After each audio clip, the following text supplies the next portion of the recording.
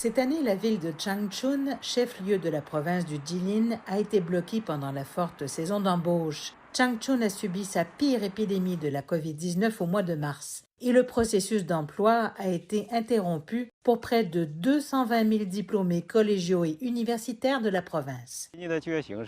Par rapport aux années précédentes, trouver un emploi cette année est extrêmement difficile. Depuis 2020, nous avons appris à nous adapter aux limitations causées par la pandémie, mais l'université a suspendu les cours en personne lorsque l'épidémie a commencé en mars. Cela avait un impact considérable sur le processus d'embauche.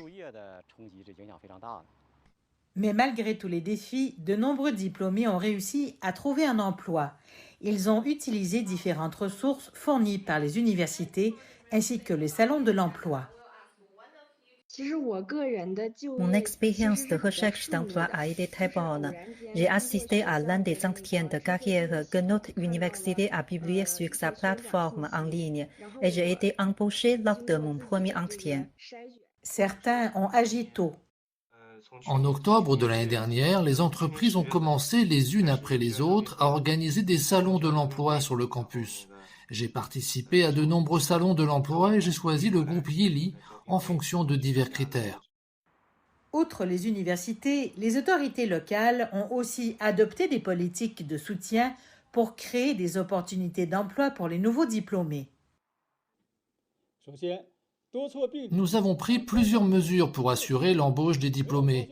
Nous avons créé 45 000 nouveaux postes. Les entreprises publiques, les agences et les institutions gouvernementales ont augmenté le recrutement de 25 000 personnes et augmenté les postes de base de 20 000 personnes.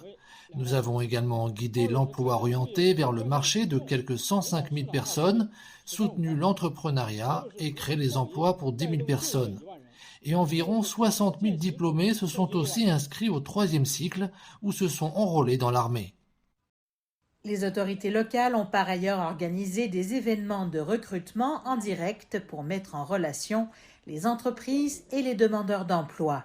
Le taux de placement ne sera révélé que d'ici à la fin du mois d'août, mais les responsables locaux sont déjà optimistes quant aux résultats.